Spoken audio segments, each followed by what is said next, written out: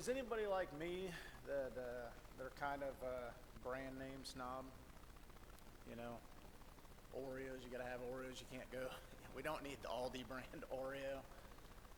And when Nate texted me that he's gonna be back, I'm just sitting there thinking about these brand names. I'm a brand name snob, and I'm thinking about going down the cereal aisle, and you see all those boxes, and your mom's walking along, you're starting to get to those bags, right? Well, I might be the generic Nate. He's the brand name, so sometimes generic's good. You might get lucky, but if this doesn't go well, the brand name's coming next week. So, no worries. We've came out of the holiday season. We spent Christmas time, and we all know why we celebrate that, and then we usually move into a new year and celebrate that, kind of ringing in the new year with family and friends. And a lot of people have gotten to the point where they make New Year's resolutions. And is anybody New Year's resolution people? Yeah, I'm not. I can't keep them. I'm not a resolution person. But some of the resolution itself is actually just defined as a firm decision to do or not to do something.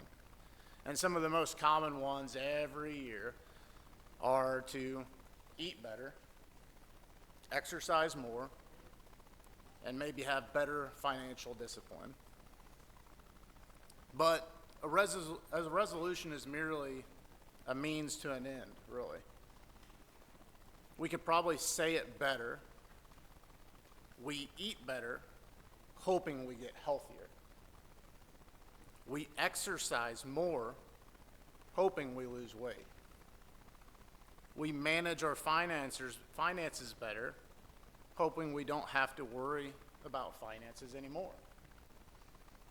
In essence, hope is the belief in a better outcome, while resolution is the commitment and actions taken to make that outcome a reality. If hope is the main focus for making a resolution, then we can break that down into 3 types of hope, I think. The first one is a situational hope. This is a hope for specific needs or improvements in earthly life, likely healing, provision, or resolution of problems. It acknowledges current struggles, but trusts God can intervene. And then it moves on to the second type of hope, endurance hope. This hope develops character and perseverance through during trials, keeping faith strong even when situations don't immediately change. It's a confident expectation that God works through difficulties to build spiritual maturity. And the last, and probably most important, is internal hope. It's a confident, joyful expectation based on the certainty of Jesus' resurrection and God's promises. Now I'm sitting there talking about all these resolutions, and you're wondering, how are we going to apply this? And then I'm going to break the bad news that I actually read when we do New Year's resolution. It's got pagan roots. So I don't know how I'm going to pull this one together. Historians trace New Year's resolutions as far back as 2000 BC to the Babylonians. They celebrated the new year with a festival. There was a name that I read, but I couldn't pronounce it, so I didn't include it. Promising their deities to be better stewards, such as returning farm equipment and settling debts, believing this would bring divine favor. So why are we talking about this pagan holiday? Well, I'd like us to kind of reimagine and kind of redefine what we think about New Year's resolutions.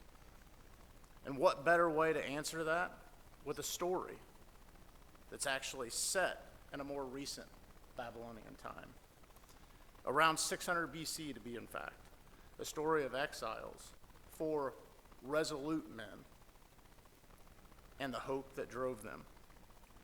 So we're going to be in the book of Daniel. I'm sure that you guys have went through this before, but we're just going to revisit it, and we're going to read through the scriptures. I told Nate already, if I'm going to get up here, I'm going to include a lot of scripture because I can fall back on it, right?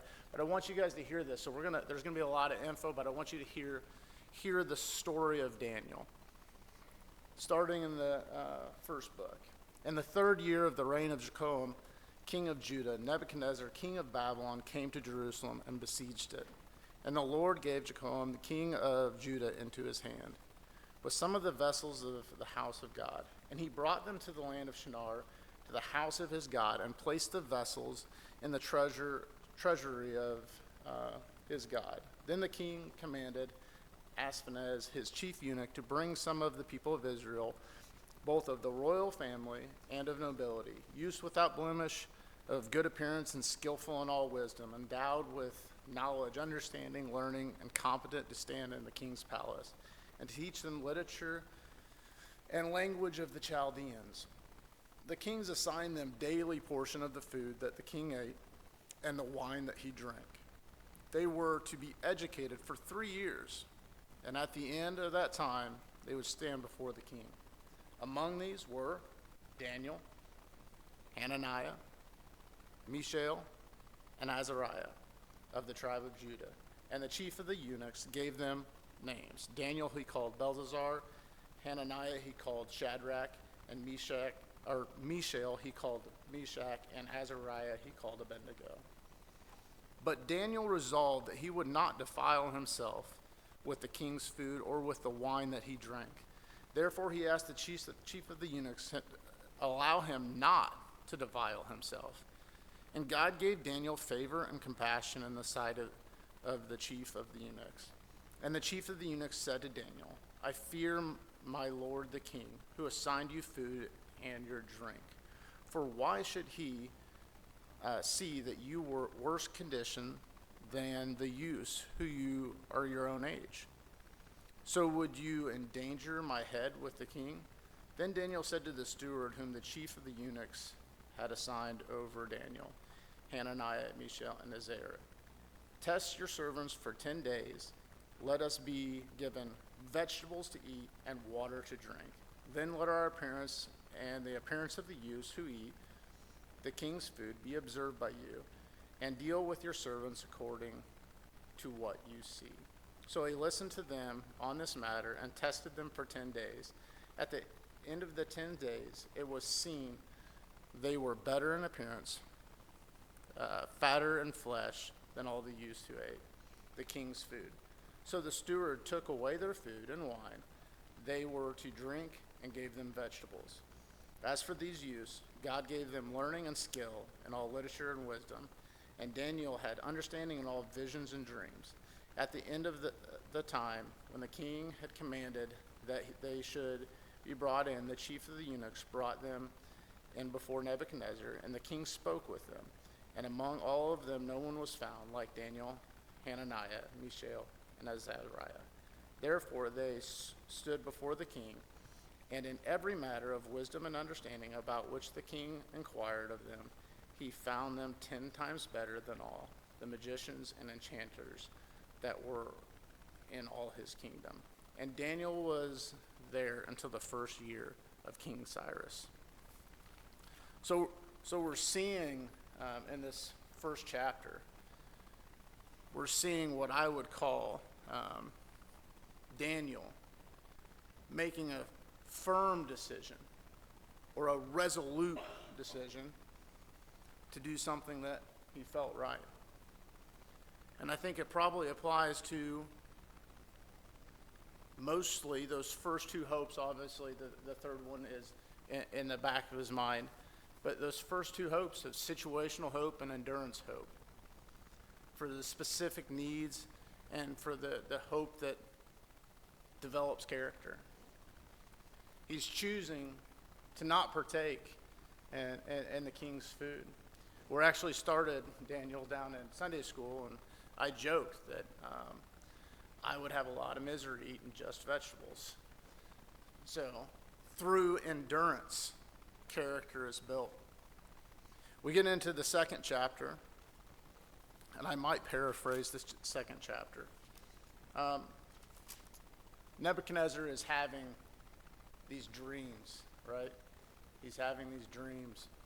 And he's wanting his, these people, the people that he looks into, these Chaldeans, to interpret his dreams. And so they're like, okay, they come to him, hey, tell me your dream. And Nebuchadnezzar's like, nah, I ain't going to tell you your dream. I know how you work. He wants to be sure of these things, right? So eventually Daniel comes, and Daniel interprets the dream for Nebuchadnezzar. And so we see this played out again, how Daniel gets thrust into this situation where he's relying solely on God and God's wisdom to reveal these things through him. And Daniel's prominent about saying it's not him that's doing these things, it's because of his God. And that moves us to the last chapter. I saved you guys. I didn't want to read all of chapter 2, so shorten it up a little bit. In chapter 3, it says, King Nebuchadnezzar made an image of gold whose height was 60 cubits in breadth and 6 cubits. He set it up on a plain in Dura in the province of Babylon. The king Nebuchadnezzar sent to gather the satraps, the prefects, and the governors, the counselors, the treasurers, the justice, and the magistrates, and all the officials of the province to come to the dedication of the image that King Nebuchadnezzar had set up.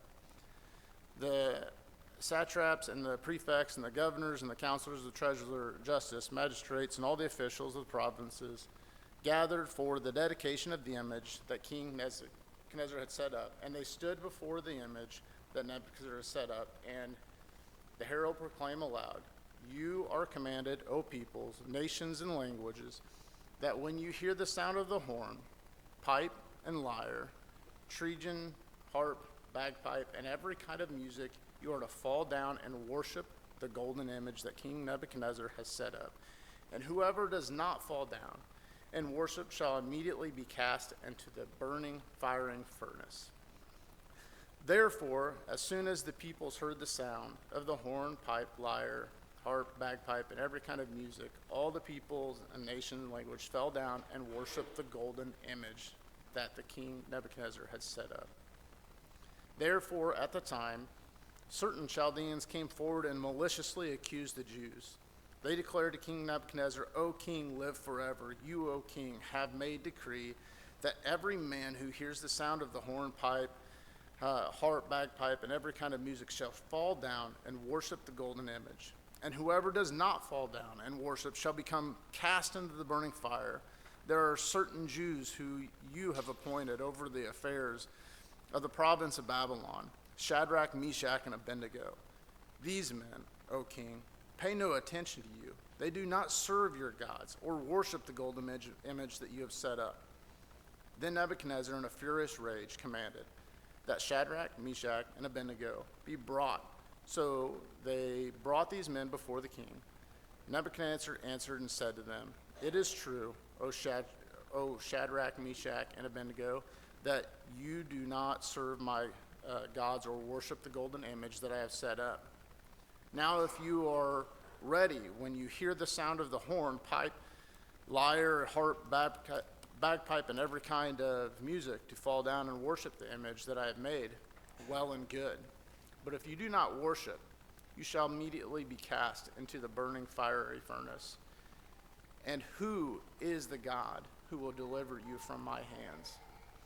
Shadrach, Meshach, and Abednego answered and said to the king, O Nebuchadnezzar, we have no need to answer you in this matter. If this be so, our God who we serve is able to deliver us from the burning fiery furnace, and he will deliver us out of your hand, O king. But if not, be it known to you, O king, that we will not serve your gods or worship the golden image that you have set up. Then Nebuchadnezzar was filled with fury, and the expression of his face was changed against Shadrach, Meshach, and Abednego.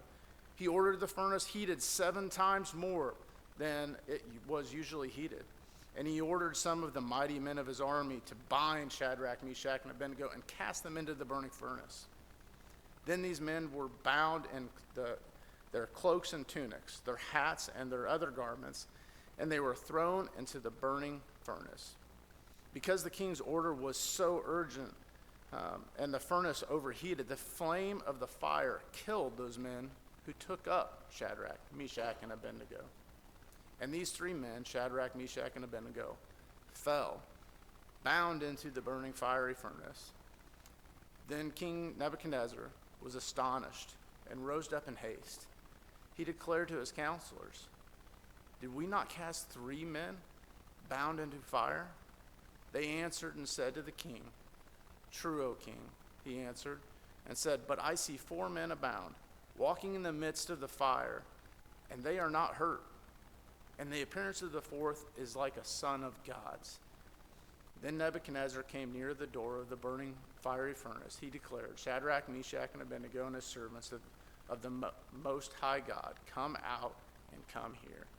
Then Shadrach, Meshach, and Abednego came out of the fire, and the satraps, the prefects, and the governors, and the kings, and the counselors gathered all around and saw what the fire had not had the power over the bodies of the men.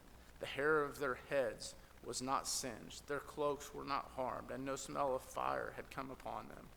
Nebuchadnezzar answered and said, "Blessed be the God of Shadrach, Meshach, and Abednego, who has sent his angel and delivered his servants who trusted him and set aside the king's command and yielded up their bodies rather than serve and worship a God except their own." And so I'm sitting there thinking in this thing of, as we think of these resolutions, these resolute men that are making these determined decisions to do or not to do something. And this we see clearly, even though it's before Jesus comes to earth, we see this internal hope that these men know that there's something other. In verse 16, they say, "Shadrach, Meshach, and Abednego answered and said to the king, O Nebuchadnezzar, we have no need to answer you in this matter. If this be so, our God, whom we serve, is able to deliver us from the fiery furnace, and he will deliver us out of his hands." They're applying that situational hope, and they're applying that endurance hope. What they're going through, they're applying both those hopes, but what they say next is when we know we make the next step. And he says, "If this be so, our God whom we serve will be able to deliver us from the fiery furnace, and he will deliver us out of your hand, O king. But if not, be it known to you, O king, that we will not serve your gods or worship the golden image that you have set up." You understand that Shadrach, Meshach, and Abednego aren't just there for the situational hope.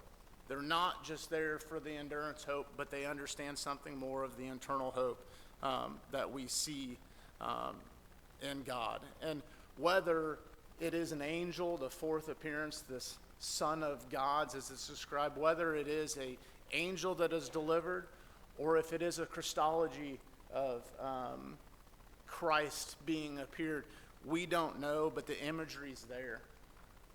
And it's just important to see these things. And so when we're talking about resolutions, and we're looking at these stories and these men and Daniel, I think we need to rethink our resolutions. I think we need to think more on a singular term. First and foremost, it starts with one important resolution: a firm decision to follow the Christ, to follow Christ and what he has set up and with the hope that is delivered.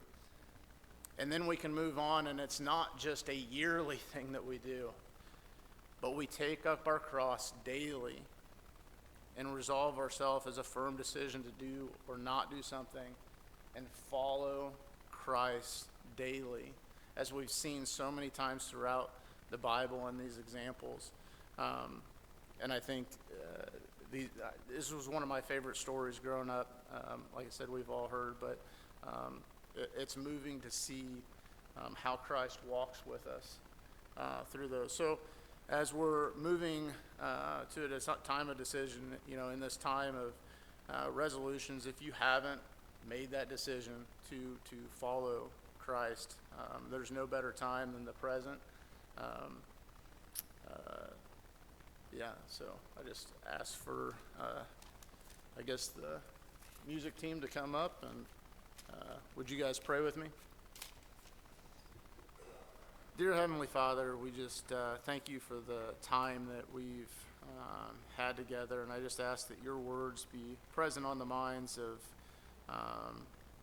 everyone, that it can be laid upon them in a way that's appropriate, that we can just understand the importance of choosing you daily, and understanding where our hope is, that so many times we try to do something and we fail, and more often than not, it's when we're putting our faith in ourselves, Lord, and not looking to you. And we see these stories of these men that walk, and the only reason it's not about necessarily their faith, but the faith that your faithfulness that sees us through, and that's the thing that we need to grab onto and gravitate towards. So I just ask that you be with us for the rest of the day, and I just ask this all in your Son's precious name.